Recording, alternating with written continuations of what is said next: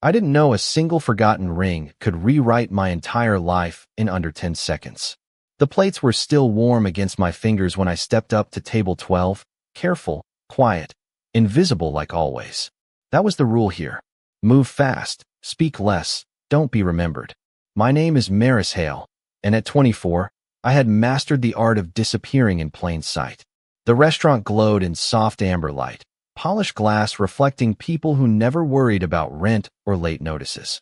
I cleared their plates one by one, stacking porcelain like fragile promises, my heartbeat steady, my eyes down. Then I saw it. A ring, left behind near the edge of the table. Silver, heavy, carved with a symbol I hadn't seen in years, but somehow recognized instantly.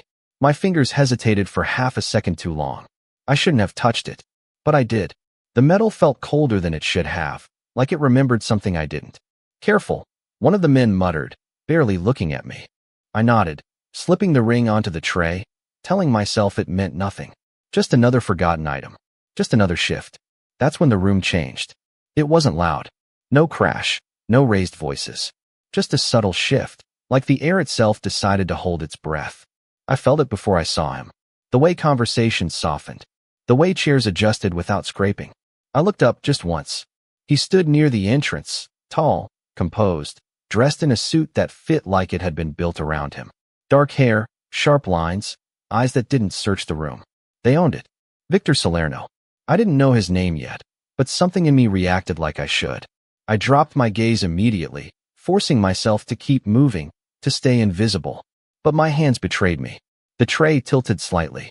The ring slid. It hit the edge of a plate with a soft, unmistakable sound. Metal against porcelain. His head turned. Not fast.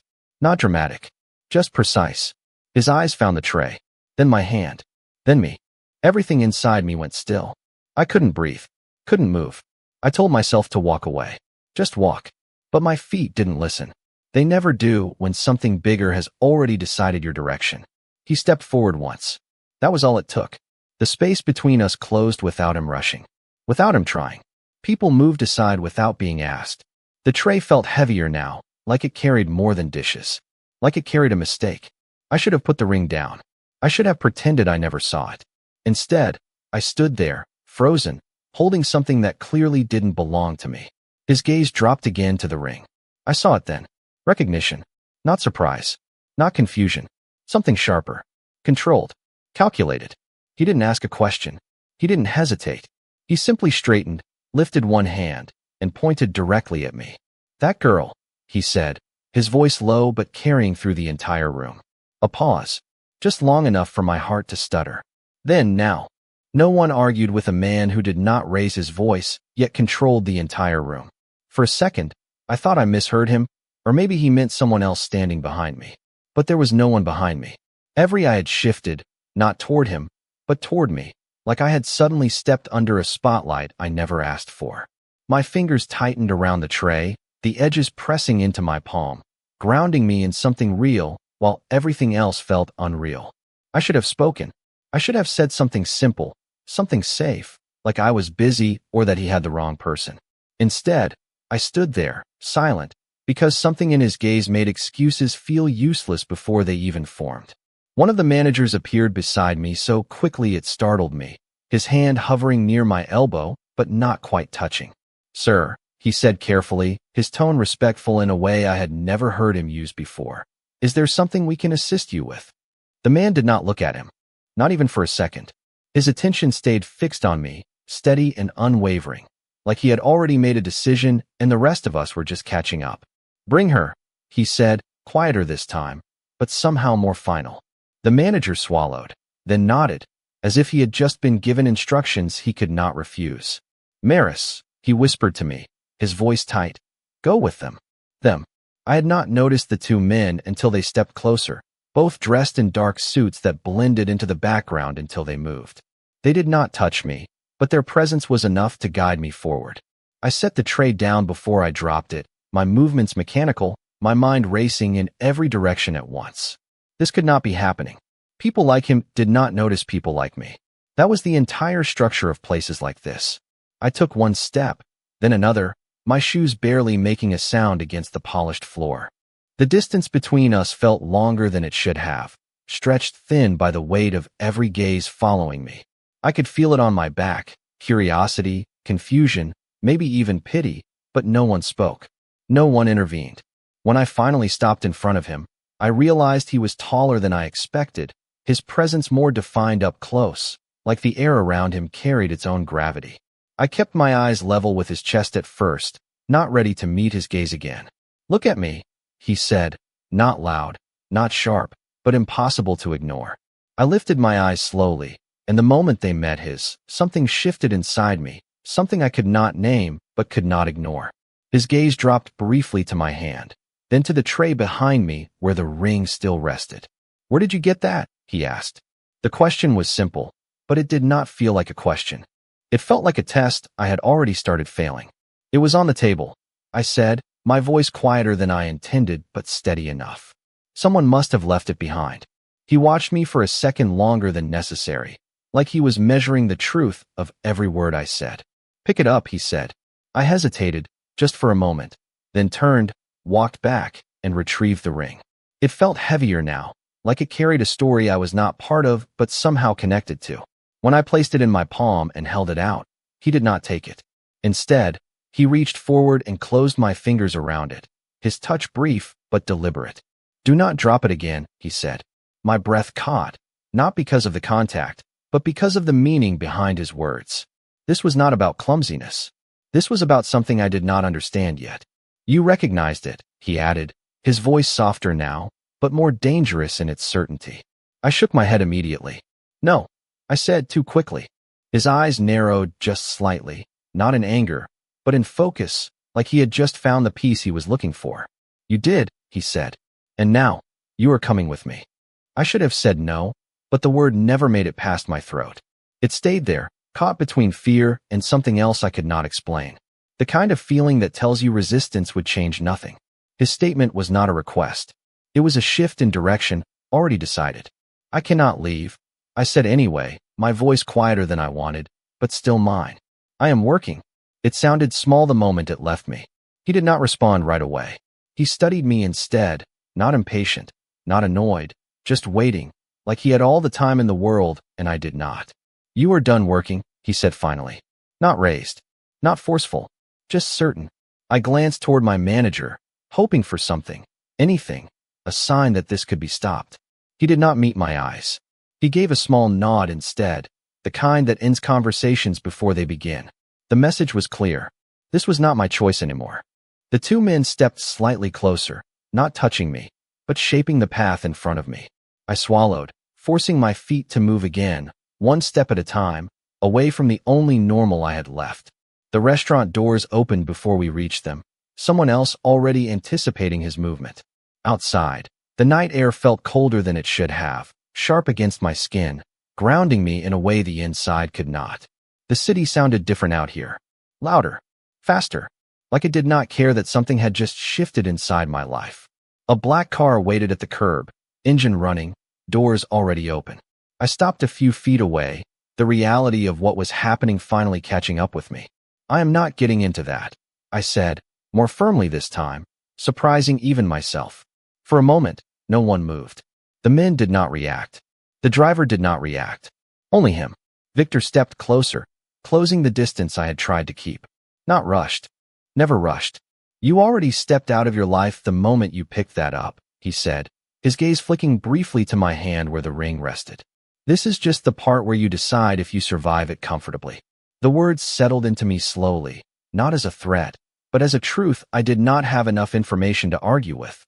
"I do not understand," I said, my voice softer again, the edge fading into uncertainty. "You will," he replied. His eyes held mine for a second longer, and something shifted again, something quieter this time. Not softer, just more focused.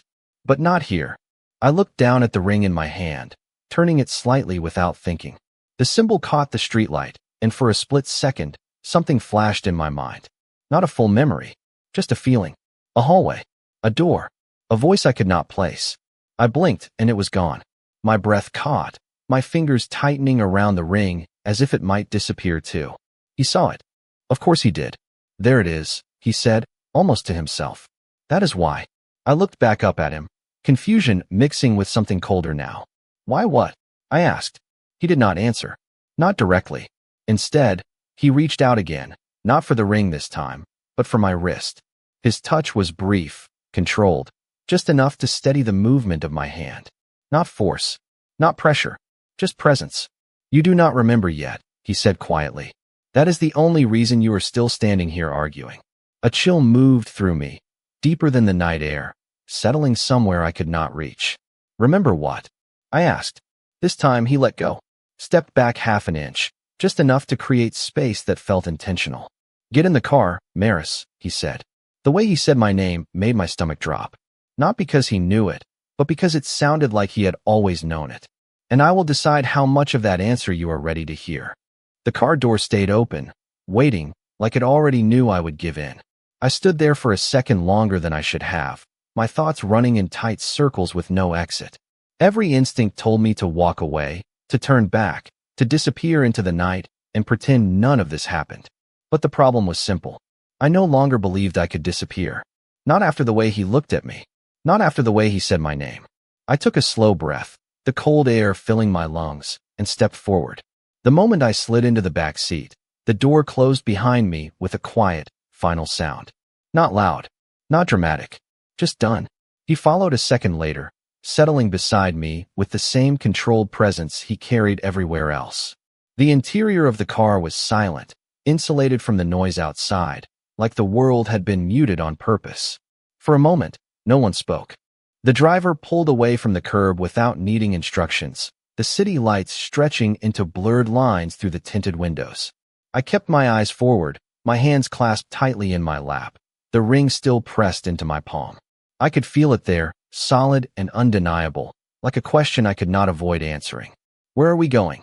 I asked, my voice steady, even if everything else was not. He did not answer immediately.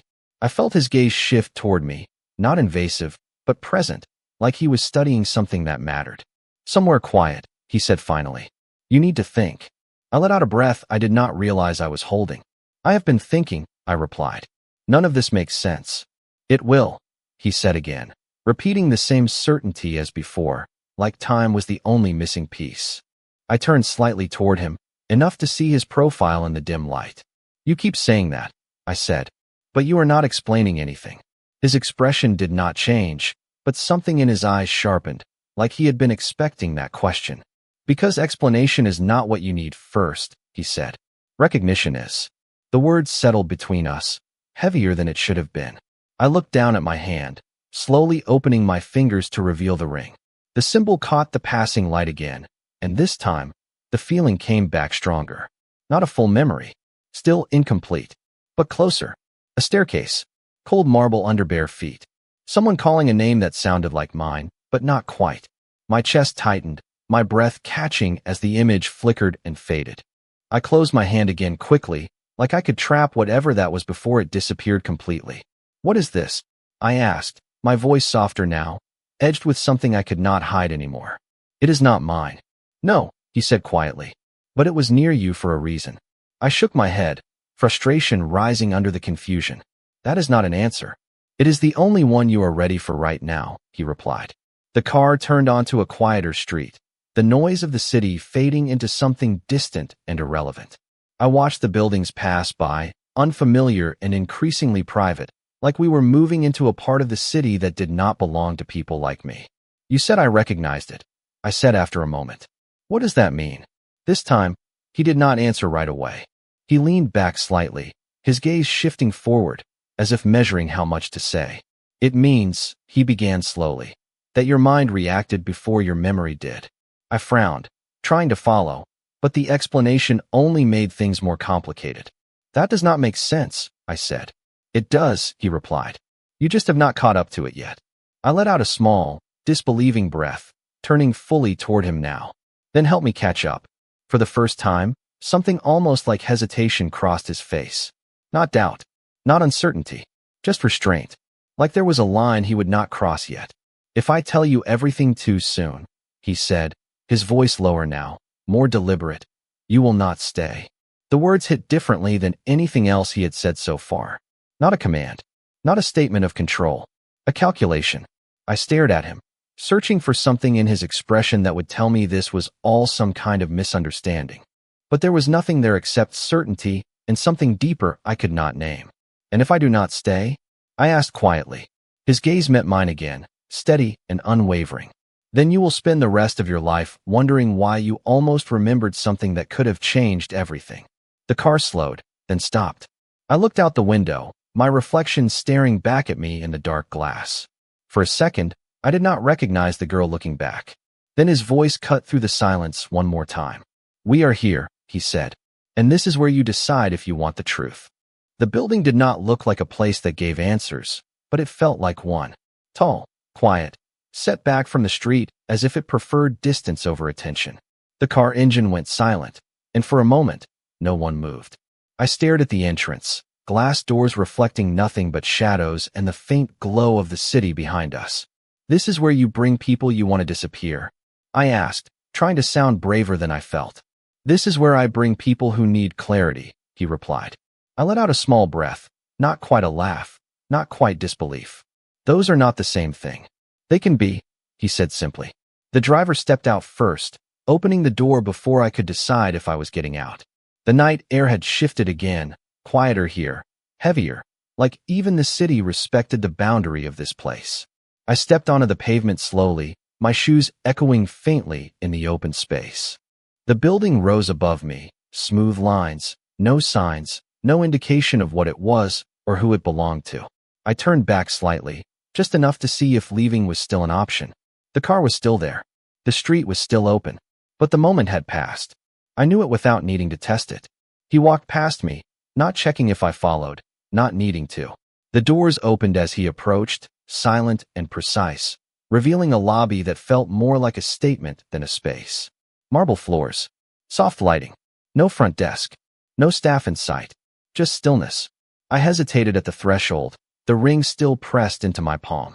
Something about crossing that line felt different from stepping into the car. This felt final. "You are already here," he said without turning.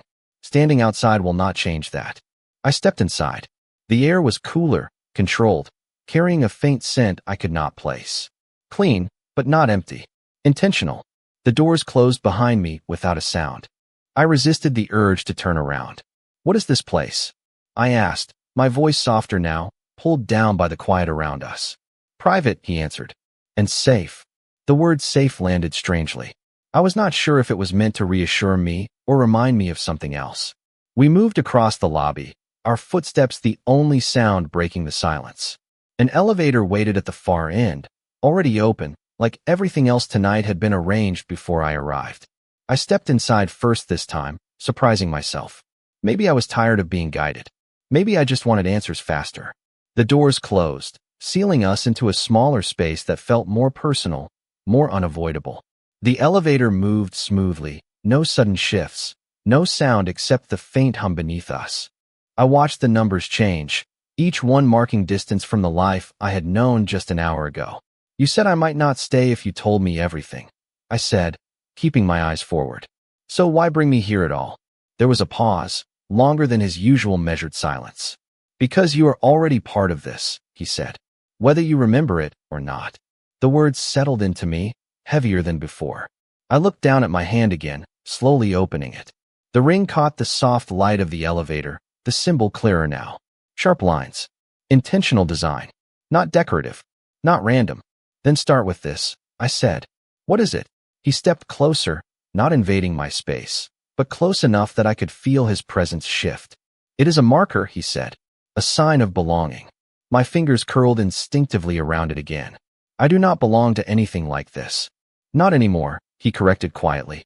"But once," he stopped himself, the sentence unfinished but louder because of it. I turned to face him fully now, the need for clarity pushing past the fear. "Once what?" I asked. His gaze met mine, steady, controlled, but there was something new there now. Not hesitation. Something closer to restraint.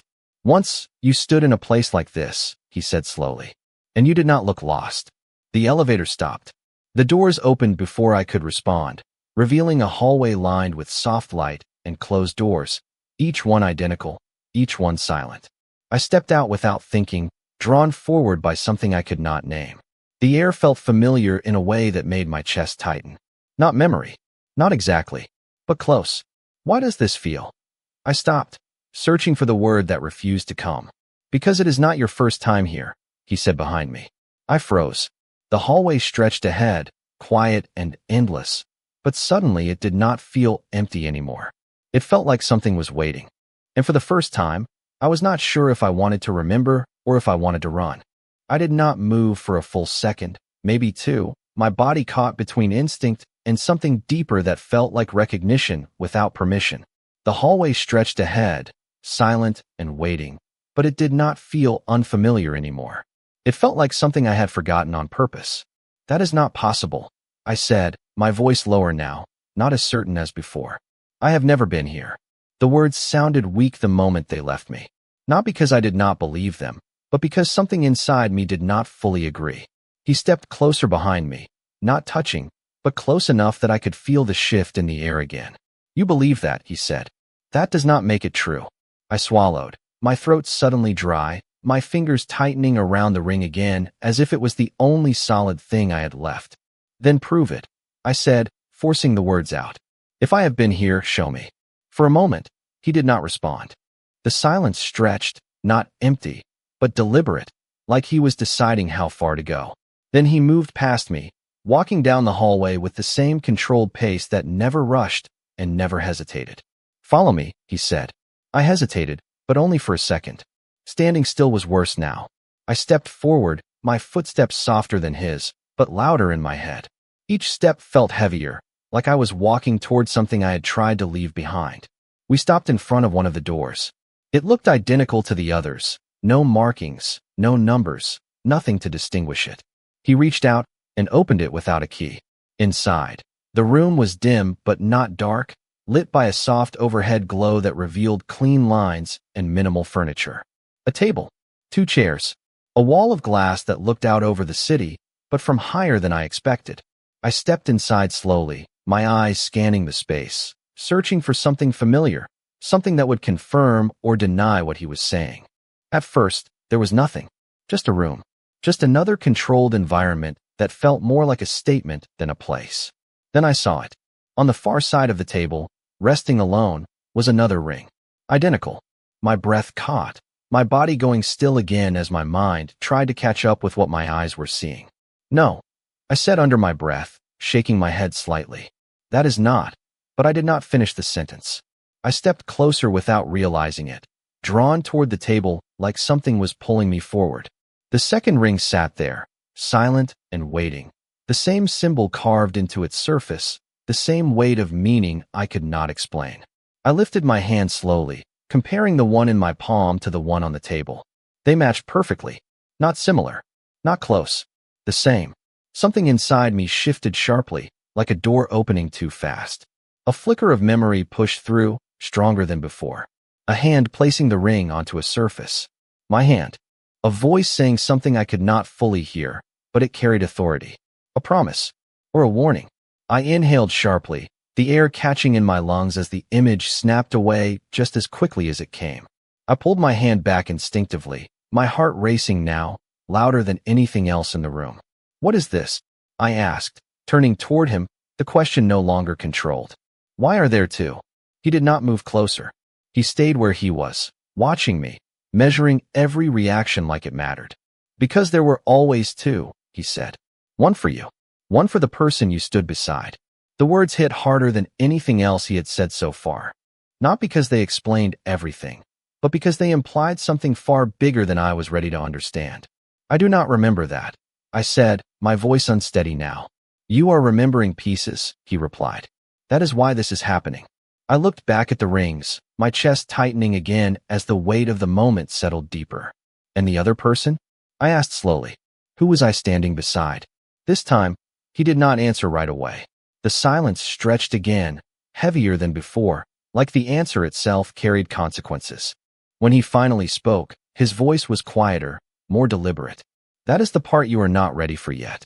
I let out a breath that felt uneven, my eyes still fixed on the rings, on the proof that something I did not remember had still been real. You keep deciding what I am ready for, I said, a trace of frustration breaking through the confusion. Because if I do not, he said, you will walk out of here before you understand why you cannot.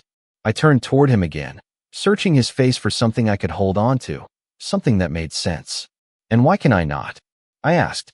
His gaze did not waver. Because the moment you touched that ring, he said quietly, you stepped back into a life that never fully let you go. The words stayed with me longer than they should have, echoing in the quiet space between us until the room felt smaller, tighter, like it was closing in around something I could not escape. I stared at the two rings again, side by side now, identical and undeniable, and something inside me resisted the truth they carried. That is not possible, I said again, softer this time, like repeating it might make it stronger. I would remember something like this. My voice did not sound convincing anymore, not even to me. He did not argue. He did not push.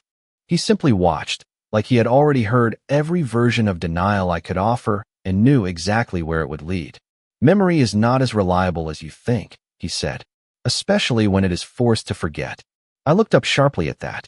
Force, the word felt wrong, heavy, like it belonged to something I had not agreed to. No one forced me to forget anything. His gaze did not waver. You are certain of that? The question landed differently than anything else. Not as a challenge, as a possibility. I opened my mouth to answer, but nothing came out. Because certainty was slipping, piece by piece, replaced by something colder. Doubt. I turned away from him, pacing once across the room, needing movement just to feel grounded. The city lights beyond the glass wall stretched endlessly, each one distant, disconnected, like a life I could not return to. If what you are saying is true, I said slowly, choosing each word carefully, then why do I not remember you? That question mattered more than the rest. I felt it the moment I asked it. He did not answer right away. That silence told me more than any explanation could. I turned back toward him, searching his expression, waiting for something to break through the calm control he held so tightly. Because I would remember you. I continued, my voice quieter now, more certain in that one thing. Someone like you is not forgettable. Something shifted then. Small, almost invisible, but real. His jaw tightened just slightly, his gaze dropping for half a second before returning to mine. You did remember me, he said finally. Just not the way you think. My breath caught, my chest tightening again as the words settled into place. What does that mean? I asked. He stepped closer this time, not enough to crowd me, but enough that the space between us felt intentional. It means, he said, you remembered enough to run. The word hit harder than anything else. Run. I shook my head immediately, instinctively rejecting it. I did not run from anything, I said. I built my life. I worked for everything I have. Yes, he agreed. You did. That agreement confused me more than denial would have. Then what are you saying? I asked, frustration rising again, mixing with something deeper I could not control. I am saying, he replied, his voice lower now, more deliberate, that you built your life on top of something you chose to leave behind. The room felt quieter again, like the walls themselves were listening.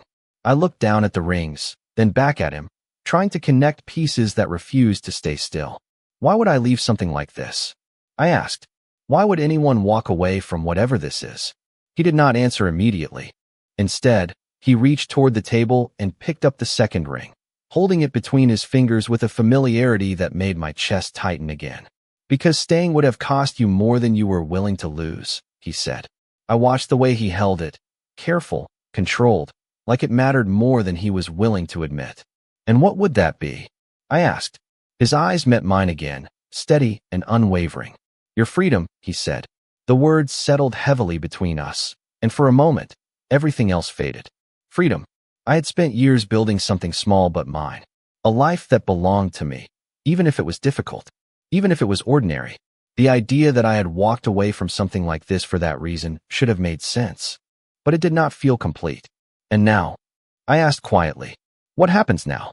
He looked at me for a long moment, like he was measuring something deeper than my words. Now, he said, you decide if you want to remember why you left, or if you want to find out why you were never meant to. I stood there longer than I should have, the weight of his words settling into something that felt dangerously close to truth. Freedom. The idea that I had chosen it over whatever this was should have felt like relief, but it did not. It felt incomplete, like a decision made without understanding the cost.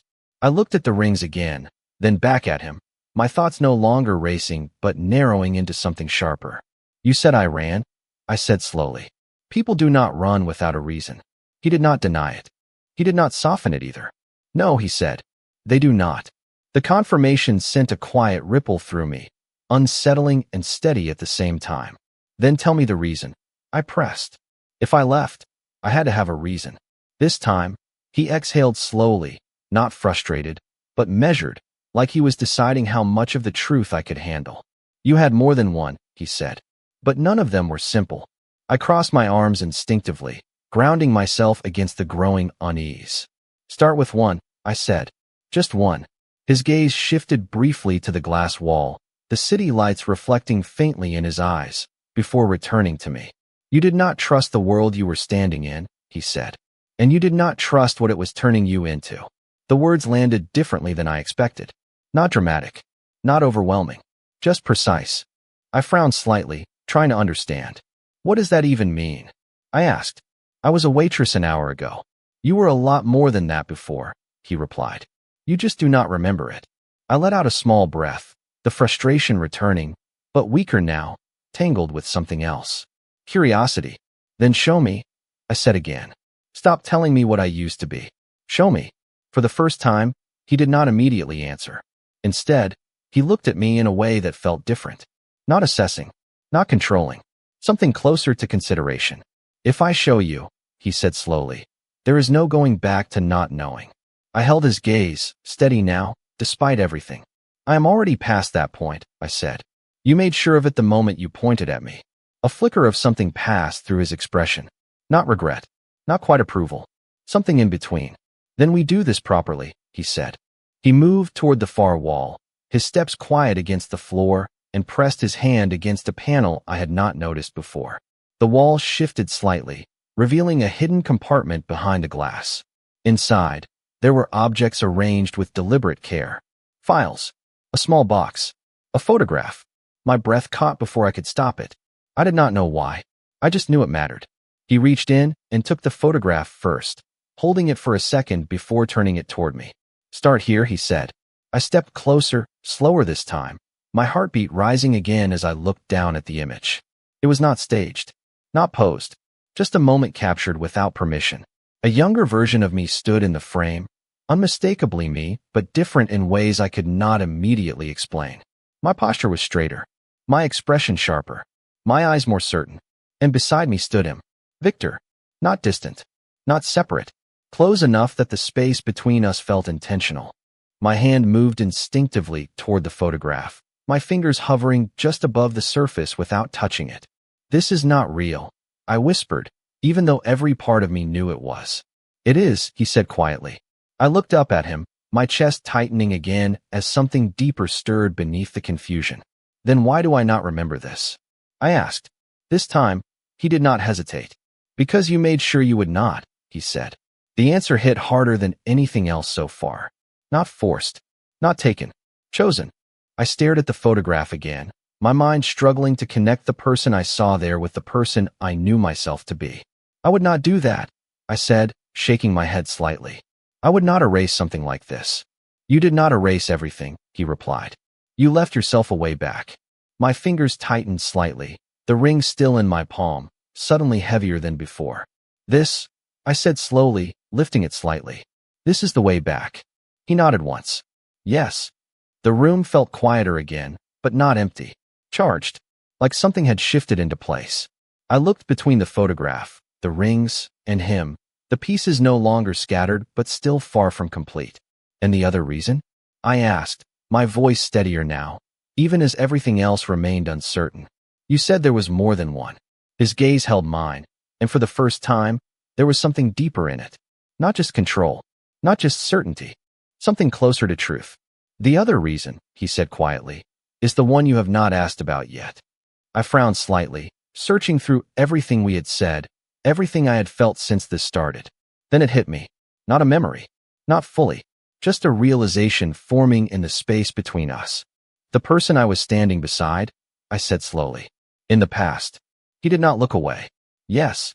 My breath caught again, the question forming before I could stop it. Who were you to me? I asked. The silence that followed was heavier than anything else so far. Not empty, not uncertain, just deliberate. When he finally spoke, his voice was lower, quieter, but unmistakably clear. That, he said, is the part you were trying the hardest to forget. The silence after his answer did not feel empty.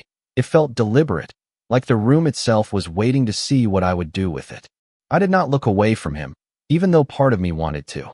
That is not an answer, I said quietly, but there was less resistance in my voice now, less certainty.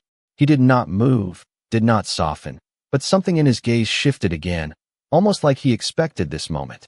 It is the only answer that will not break the rest of you, he replied. The words settled deeper than I wanted them to. Break the rest of me. I looked down at the photograph again, my fingers finally brushing the surface, tracing the outline of the person I used to be. The girl in the image looked like me, but she did not feel like me. She looked certain, grounded, like she understood the world she was standing in. I did not recognize that version of myself, and that realization unsettled me more than anything else. If I tried to forget you, I said slowly, still looking at the image, then it was not just fear. It was something else. He did not interrupt. He let the thought form fully, like he knew I needed to reach it on my own. I lifted my eyes back to his, my chest tightening as the question became unavoidable. What did you do? I asked. The question was not accusatory. Not entirely. But it carried weight. History. His expression did not change, but his silence stretched just long enough to tell me that the answer mattered.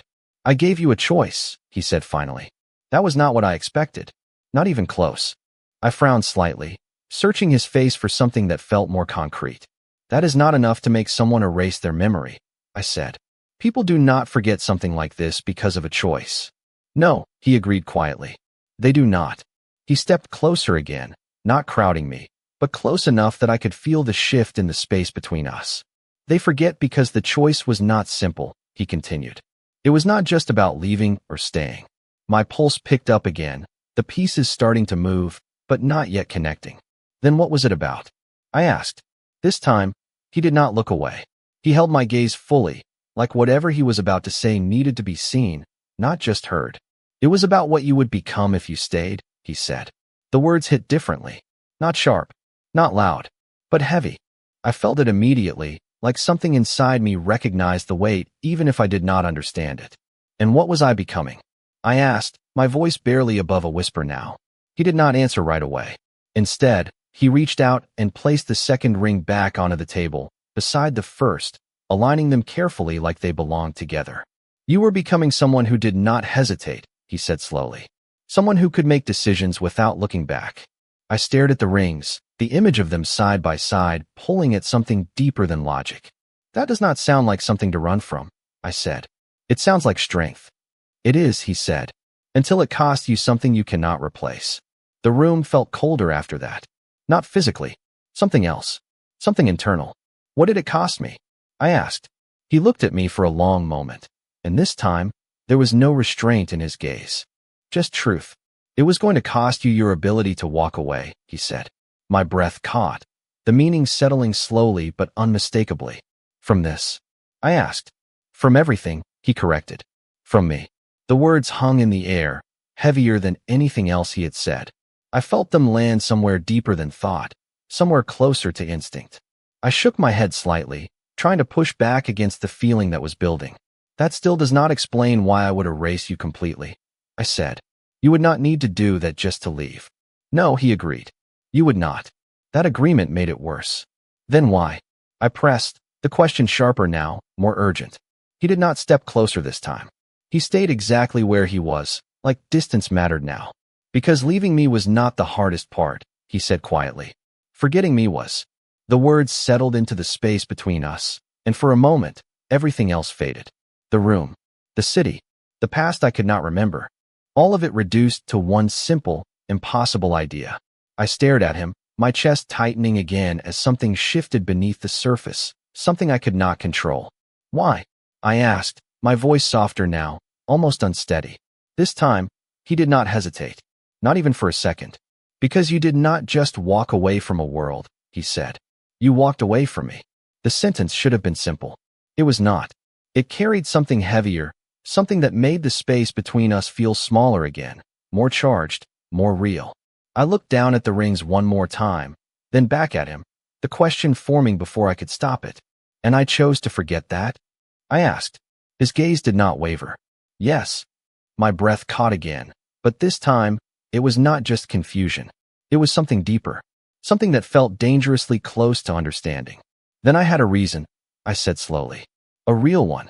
He nodded once. You did. The silence returned, but it felt different now. Not empty. Not waiting. It felt like something had shifted into place, even if I did not fully understand what it was yet. I looked at him, really looked this time, not just at what he was now, but at what he might have been to me before. And for the first time, I felt it. Not a memory. Not fully, but something close enough to matter. A connection that refused to stay buried. Then tell me this, I said quietly. If I walked away from you once, what makes you think I will not do it again? He held my gaze, completely unshaken. Because this time, he said, his voice lower now, steady and certain, you are starting to remember why you could not. His words did not feel like a warning. They felt like a memory trying to surface without permission. I held his gaze longer this time, refusing to look away, even as something unfamiliar tightened in my chest. Then maybe I should remember faster, I said quietly, so I can decide what to do with it. A faint shift passed through his expression, subtle but real, like he had not expected me to push forward this quickly. Memory does not work on demand, he replied. It returns when it is ready.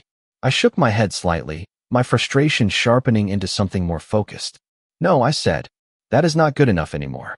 I stepped closer to the table, my attention drawn back to the rings, to the photograph, to everything that felt like evidence of a life I could not access. You said I left myself a way back? I continued. This is it, right? I lifted the ring in my hand slightly, letting the light catch its edges again. He did not deny it. Yes. The confirmation settled something inside me. Not comfort, not clarity, but direction. I took a slow breath, then did something I had not done yet. I picked up the second ring from the table. For a moment, nothing happened. Just two identical pieces of metal resting in my hands, heavier than they should have been. Then something shifted. Not in the room. In me. A sharp flicker cut through my mind, stronger than anything before. Not vague this time. Not distant. Clear enough to feel real. I saw a room. Not this one, but similar.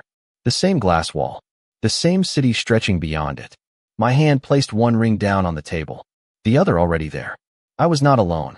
He stood across from me, closer than he was now, his presence less guarded, more known. You do not get to decide for me. I heard myself say, but the voice in the memory was steadier, stronger than the one I carried now. His reply came immediately, calm but firm. I am not deciding for you. I am showing you what happens if you stay. The memory fractured, slipping away just as quickly as it came. I inhaled sharply, my grip tightening around both rings as the present snapped back into place. My heart was racing now, louder than anything else in the room. I saw something, I said, my voice unsteady despite my effort to control it. He stepped closer, not quickly, but with more intent than before. What did you see? He asked. I hesitated, trying to hold on to the details before they faded completely. A conversation, I said slowly. Between us. His expression did not change, but his focus sharpened, like this mattered more than anything else so far. And I looked down at the rings again, my mind replaying the fragments I had caught. You were not forcing me, I said. You were explaining something. Yes, he said quietly. The confirmation came too easily. You said staying would change me. I continued, my thoughts aligning with the memory in pieces. That I would become someone who does not hesitate. He nodded once. That is still true. I looked up at him again, something shifting deeper now, something that felt closer to understanding than confusion. But I did not believe you, I said. It was not a question. It felt like a realization. His gaze held mine. No, he said. You did not. The air in the room felt heavier again, charged with something I could not ignore anymore. So I left, I said, because I thought I knew better. Yes. That single word carried more weight than the entire explanation before it. I swallowed, the implications settling into place slowly but unmistakably. And I erased everything. I added, not because you made me, but because I chose not to remember what I was walking away from. He did not correct me. That told me enough. I looked down at the rings again, both of them now in my hands, and for the first time, they did not feel like objects. They felt like decisions. You said I left myself a way back? I said quietly. Why would I do that if I was so sure I was right? This time, he did not hesitate. Because part of you was not sure, he said. The answer landed immediately, fitting into the space that had been building since this started. I exhaled slowly, my thoughts no longer scattered but shifting into something more dangerous. Something deliberate. So I gave myself a second chance, I said. In case I was wrong. Yes. The room felt smaller now, not physically, but emotionally, like everything had narrowed down to this moment. I looked at him again, really looked this time, not as a stranger, not as a threat, but as someone I had once stood across from and made a choice about. Then tell me this, I said, my voice steadier now despite everything. If I walked away because I thought staying would change me, what made me think I could come back without it happening again? He did not look away, not even for a second. Because you thought you would be stronger the second time, he said quietly. The answer settled into me, and for the first time, I felt it clearly. Not just confusion, not just curiosity, something deeper, a decision forming. I tightened my grip around the rings slightly, feeling their weight, their meaning, everything they represented. Then I looked at him again, my voice lower now, but certain. And were you right? I asked. His answer did not come immediately, and that silence told me more than any words could have. I watched him closely, searching for the smallest shift, the slightest hesitation, anything that would reveal the truth before he spoke it. But he did not look uncertain. He did not look conflicted. He looked careful. No, he said finally. The word landed softly, but it carried more weight than anything else he could have said. I felt it settle somewhere deep, somewhere that had already begun to understand the answer before hearing it. No, I repeated, my voice quieter now, not shocked, just confirming. He held my gaze steadily. You were not stronger, he continued. You were just more aware of what you were risking. I exhaled slowly, the tension in my chest shifting into something sharper, more defined. So I came back knowing it would happen again, I said, knowing I could still lose myself in it. Yes. The confirmation did not feel like defeat. It felt like clarity. I looked down at the rings again, both of them resting in my hands, their weight no longer confusing, but undeniable. Then I did not come back to avoid it, I said slowly. I came back to choose it. This time, he did not answer right away, but the silence felt different. Not withholding, not controlled. It felt like agreement he did not need to say out loud. You are starting to understand, he said finally. I let out a small breath, something almost steady now, even as everything else remained uncertain.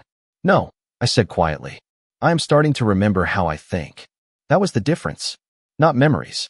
Not yet. But the way I processed things, the way I weighed decisions, it felt familiar in a way that was hard to explain. Like I was stepping back into a mindset I had once known well. I looked up at him again, my gaze sharper now, more focused. You said I was becoming someone who did not hesitate, I continued. Someone who could make decisions without looking back. He nodded once. That is still true. I tightened my grip slightly around the rings, feeling the edges press into my palm, grounding me in something real. Then maybe that is not something I should be afraid of, I said. His expression shifted, just slightly, like that was not the answer he had expected. It is not about fear, he said. It is about cost. I shook my head once, not dismissing him, but refining the thought. Everything has a cost, I replied. The difference is whether it is worth paying. The words felt right the moment I said them. Not borrowed, not guessed, mine, or at least, the version of me I was starting to recognize again. He watched me carefully now, his attention more focused than before, like something had changed in the way he saw me. And you think this is worth it? He asked. I did not answer immediately. Instead, I looked down at the photograph again, at the version of myself who had stood beside him without hesitation, without doubt. Then I looked at the rings, at the choice I had made once, and the one I was facing again now. Finally, I looked back at him. I think I did not come back here by accident, I said. And I do not think I would have left myself a way back if I did not believe there was something worth returning to. The room felt quieter after that, like the air itself was listening. He stepped closer again, not imposing, but present, his gaze steady and unbroken. You believed that once, he said. Belief is not the same as truth. I held his gaze, not backing down, not uncertain anymore. Then maybe that is what I am here to figure out, I replied. Something shifted between us then, subtle but undeniable, like the balance of the conversation had changed. Not power, something else. Understanding.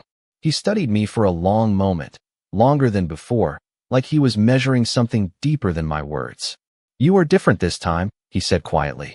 I tilted my head slightly, considering that. Or maybe I am just not pretending I am not, I answered. A faint exhale left him, not quite a laugh, not quite anything I could define, but it was the first reaction that felt less controlled. That would make things more complicated, he said. For you? I asked. For both of us, he replied. I let that settle for a moment, the implication clear even without further explanation. Then I lifted the ring in my hand slightly, letting it catch the light again. Then maybe it was always supposed to be, I said. The words felt steady. Not reckless. Not impulsive. Intentional. I took a small step closer, closing the space between us just enough to make the moment real. You said I could decide if I wanted the truth, I continued. I think I already have.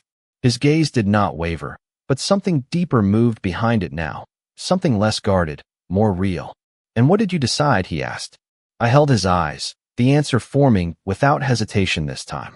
That I am not leaving again without understanding why I ever did, I said. The silence that followed was not empty. It felt like the beginning of something, not the end. And for the first time since this started, I was not unsure of my place in it. I was exactly where I was supposed to be. For a moment, neither of us moved, and the silence between us felt different now, not uncertain, not tense, but settled in a way that made everything else clearer. I could feel it in the way I stood, in the way my thoughts no longer scattered but aligned into something deliberate. He watched me closely, not as someone assessing a stranger, but as someone recognizing something returning. Then you are choosing to stay, he said quietly. It was not a question. It did not need to be. I did not answer right away, not because I was unsure, but because I wanted to understand exactly what that meant this time. I am choosing to find out why I ever left, I replied. Staying is just part of that. A faint shift passed through his expression, something that felt closer to acknowledgement than control. That is a more dangerous choice, he said. I let out a small breath, something almost steady now. It always was, I answered. I looked down at the rings again, then back at the photograph, letting both pieces sit in my mind at the same time. Past and present. Choice and consequence. You said I was becoming someone who does not hesitate, I continued. Maybe I stopped because I was not ready for that yet. He did not interrupt, letting me continue, like he understood this part needed to come from me. But I am not that person anymore, I added. Or maybe I am closer to being her than I thought. The words felt real the moment I said them, like something I had been circling since the beginning finally settled into place. He stepped closer again, the distance between us narrowing until it felt intentional, measured. You are not the same, he said. But you are not as far from her as you think. I held his gaze, steady now, no longer avoiding it, no longer unsure of what I might find there. Then stop holding back, I said. If I am staying, I need more than fragments. This time, he did not hesitate. He turned slightly, gesturing toward the hidden compartment, toward everything I had not yet seen. Then you should see what you left behind, he said. The words settled differently now. Not threatening, not overwhelming, just inevitable. I followed his movement, stepping closer to the compartment, my attention drawn to the files I had not touched yet. They sat there quietly, waiting, like everything else in this place. I reached out, my fingers hovering for a second before I picked up the top one. It felt heavier than paper should feel. I opened it slowly, my breath catching as I saw the first page. My name was printed there. Not Maris Hale. A different name. One I did not recognize, but something about it felt close. Like it belonged to a version of me I had buried too deeply to remember. This is not.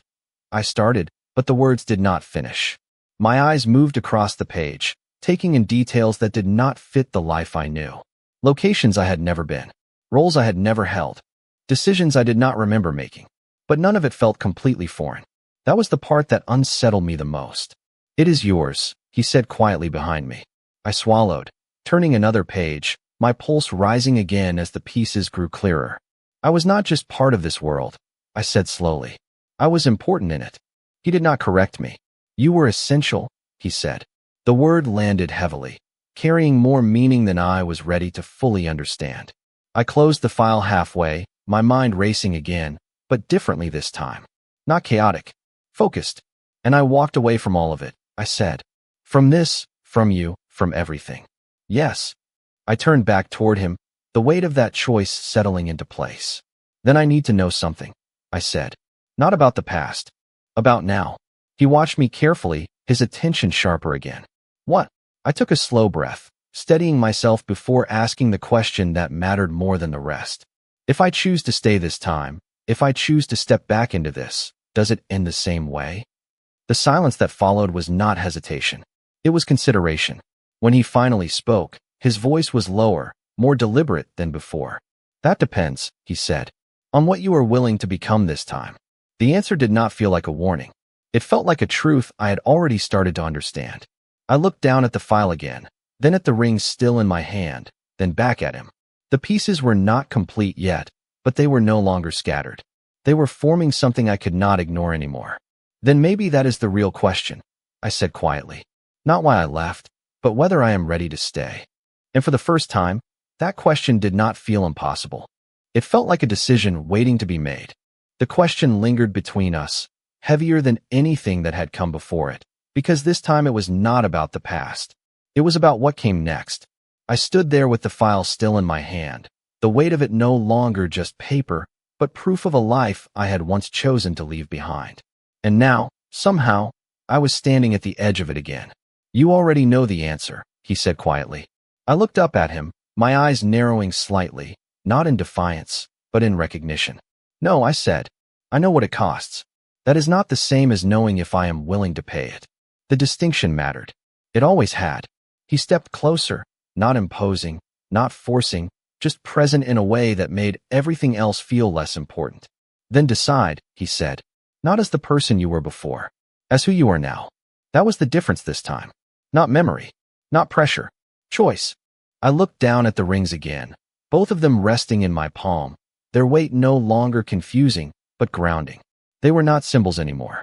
They were decisions I had made once, and the one I was about to make again. Slowly, deliberately, I placed one of them back onto the table. Not both, just one. The room felt still, like even the air paused to register what I had just done. I kept the other in my hand, my fingers closing around it, steady, intentional. I am not her yet, I said quietly. The person in that file. The one who stood here before. My voice did not shake. It did not need to. But I am also not the girl who walked away without understanding what she was leaving. I lifted my gaze to meet his again, holding it without hesitation this time. So, I am not choosing to become who I was. I continued. I am choosing to understand her first. Something shifted in his expression then, something deeper than control, something closer to respect. That is not a safe way to do this, he said. I let out a small breath, something almost like a quiet acknowledgement. It was never safe, I replied. The truth of that settled easily between us. No resistance, no denial, just reality. I stepped closer, closing the distance just enough to make the moment real, not imagined, not remembered, but happening. You said I came back because part of me was not sure I made the right choice, I said. Maybe that part is still here. His gaze held mine, steady, unbroken, but there was something else in it now. Not just certainty, something more human. And what does that part want, he asked. I did not look away. Not this time. It wants the truth, I said. All of it. Not pieces. Not controlled. The room felt quieter again, but not empty. Charged. Like something had finally aligned.